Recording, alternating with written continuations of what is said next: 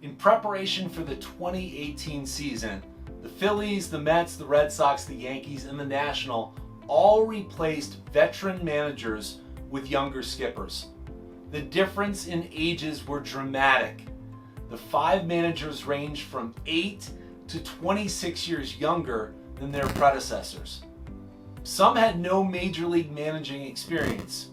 According to Tom Verducci of Sports Illustrated, the ability to connect with younger players and a comfort with analytics rose above experience.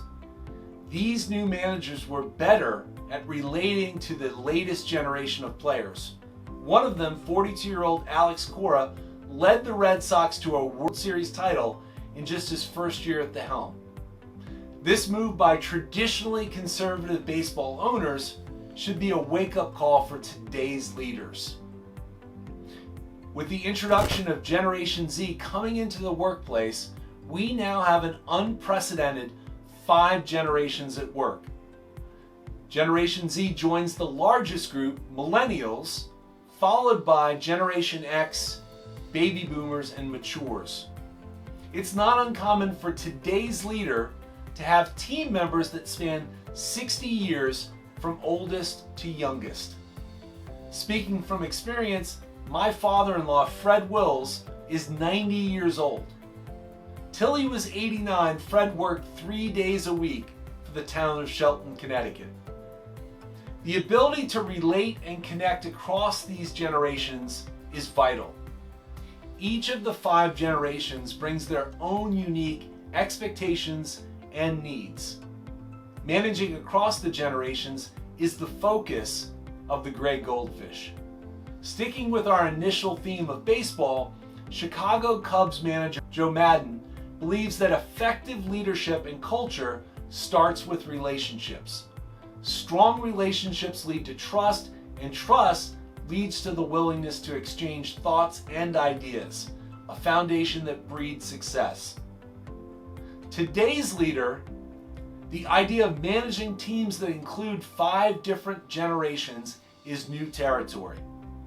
According to Carol Heimowitz in the Wall Street Journal, that means they must create opportunities for young employees to advance or risk losing them, while also making sure veterans whose skills they need in today's tight labor market don't feel overlooked. And to maintain productivity and innovation, they must persuade employees of disparate ages to collaborate. They must effectively navigate the gray. In order to learn to lead each of the generations, it's important to understand why each generation is the way it is. In other words, what shaped their attitudes, approaches, and perspectives. Let's start with the oldest generation. Matures were born prior to 1946. Matures are about doing their job, taking care of business, and not complaining. Why? Because they lived through the worst economic time this country has ever seen during the Great Depression. Matures were shaped by an era that required selflessness and sacrifice. It was about a team working together to achieve a common goal. If you summed up matures in just one word, it would be duty. Next are the boomers. Baby boomers were born between 1946 and 1964. They grew up in an era of abundance. Known as the Decade of Prosperity, the U.S. economy grew 37% in the 1950s. Unemployment dropped as low as 4.5%. Boomers pride themselves on achievements. While results are important, it's the process and the dues that you have paid that produce those results that are most important. Defined by their work, boomers don't mind staying late, even if it means sacrificing some family time. And they take advantage of opportunities to show off that work ethic to their managers and coworkers. Staying late and working hard are badges of honor for boomers. If you summed up baby boomers in just one word, it would be work. The sandwich generation is Gen X. Gen Xers were born between 1965 and 1979. Divorce and job security shaped Gen X.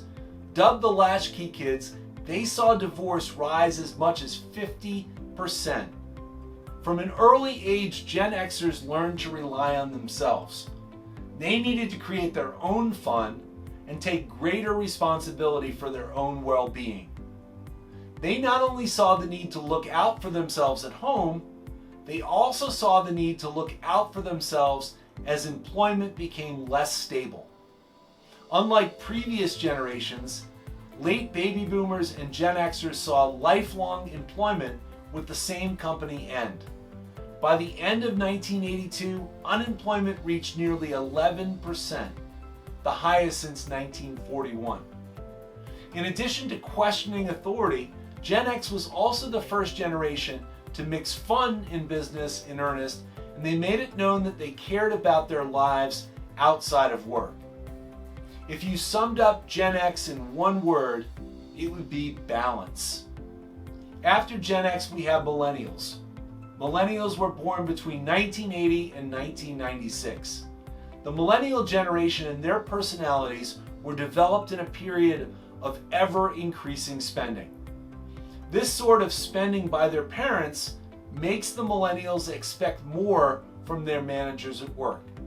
From an early age, millennials were told they were special by their overly involved parents.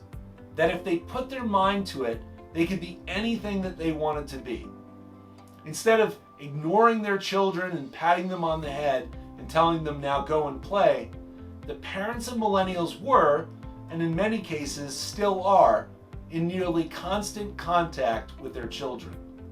Summing up millennials in one word, it would be special. The fifth and final generation in the workplace is Generation Z. Gen Z was born after 1996. While millennials were raised believing anything was possible, the generation that followed them, Generation Z, saw the results of a market collapse and a struggling economy that produced lower expectations and even a less desire to make a commitment, especially to an employer. Gen Z also sees work commitment as a two-way street. If companies aren't willing to commit to their employees, why should they commit to a company? They also don't want to be micromanaged. In truth, no generation truly appreciated that, and the boomers were the last to tolerate it. Gen Z, however, does realize that they don't know everything. Instead of a manager, they want a mentor. Gen Z, in one word, it would be integration. Why gray? Well, a goldfish is a metaphor for how something small, if provided the right circumstances, can grow into something large and impactful. But why the color gray? Unfortunately, there isn't always a clear-cut path to great leadership. In fact, there seldom is. When you couple this with leading people who, because of their generation, perceive the world very differently, there is no black and white approach to success. You'll have to use a variety of techniques to overcome challenges and get the most from your employees. A one-size-fits-all approach is a recipe for disaster because all of your employees approach their work differently. You're going to have to navigate plenty of gray areas to find the approach that works best. You'll have to use a variety of techniques to overcome challenges and get the most from your employees. Brian Doyle and I created a generational matrix that provides you with a clear, actionable approaches to win over and engage every generation, allowing you to create strategies specific to your employees and your situation. It also provides feedback on how to recruit, manage, train, and inspire across the 5 generations. The matrix points out how to lead in the context of your own generation as a leader. That means understanding your own tendencies and the tendencies of those you follow. Regardless of your leadership role, you follow someone. You need to be your leader's favorite employee and understanding the importance of following and helping your manager become the best leader he or she can be.